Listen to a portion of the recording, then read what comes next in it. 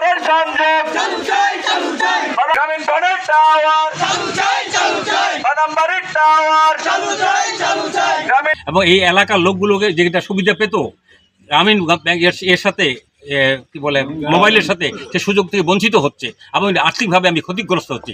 আমি দাবি যাচ্ছি এমডি আছে তাদের কর্তৃপক্ষের কাছে অবিলম্বে এটা চালু করা হোক আর আমার এই ক্ষতিগ্রস্ত থেকে আমাকে রক্ষা করা হোক। বড়পলাদা ইউনিয়নবাসী প্রত্যন্ত এলাকায় বাস করি। এটি ঠাকুরগাঁও জেলা বালিয়াডীঙ্গা উপজেলার একটি প্রত্যন্ত এলাকা।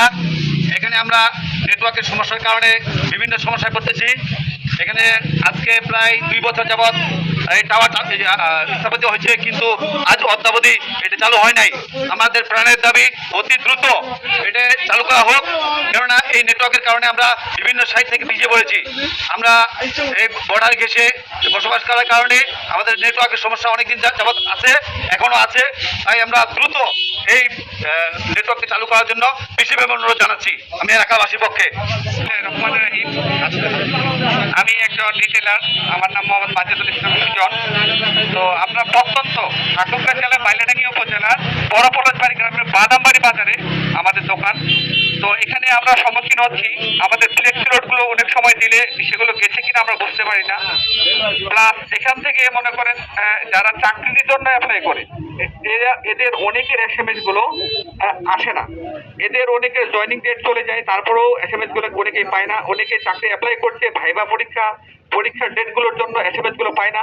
এক কথায় আমরা এখানে খুবই অবহেলিত হয়ে গেছি।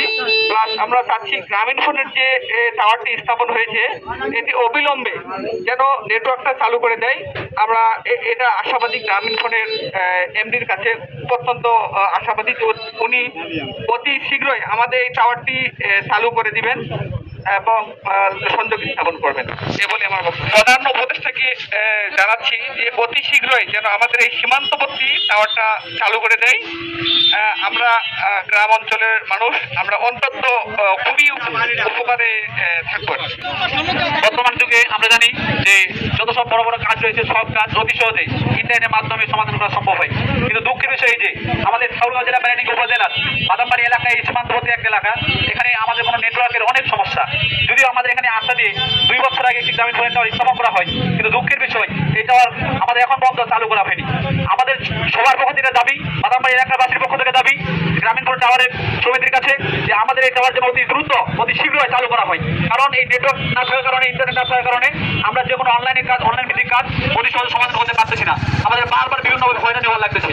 আমরা চাই, আমাদের দাবি একটাই, আমাদের এই টাওয়ারে যেন অতি দ্রুত সংযোগ দেওয়া হয়, আমাদের এলাকার উন্নয়ন করা হয়, আমাদের মানুষের উপকার করা হয়। আমাদের দাবি একটাই, আমাদের দাবি মানতে হবে।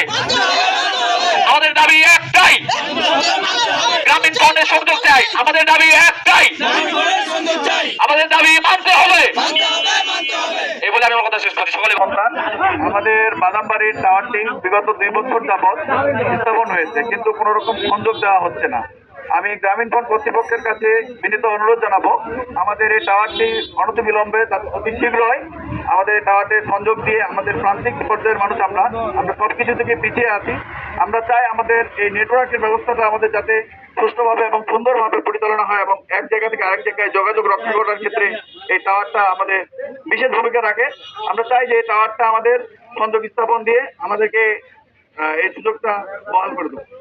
রিটেলার মোহাম্মদ দেলোয়ার হোসেন, ভাই ভ্যারাইটি।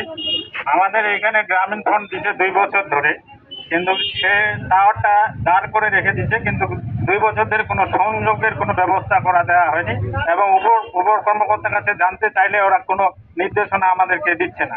কিন্তু আমাদের যে ব্যবসা করার জন্য যে সিমটা দিচ্ছে, এই সিমে রিটেলারে আমাদের ওখানে 50, 55, 60 হাজার টাকা থাকে, কিন্তু আমরা সেটা ফ্লেক্সি লোড দিতে পারতেছি না, গ্রাহকের সেবাও দিতে পারতেছি না। এই জন্য আমাদের টাকাগুলা আটকে আছে, এই জন্য আমাদের ব্যবসায় খুব ক্ষতিগ্রস্ত হচ্ছে। কিংবা আমাদের সিমগুলাতে টাকা ট্রান্সফার হচ্ছে না। গ্রামীণ ফোনের কাছে আমরা যদি চাই যে আমাদের রিটেলারের টাকাটা ব্যাক দেন, তাও কোনো ব্যবস্থা নিচ্ছে না।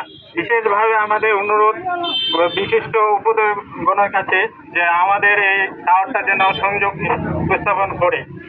এ থেকে আমার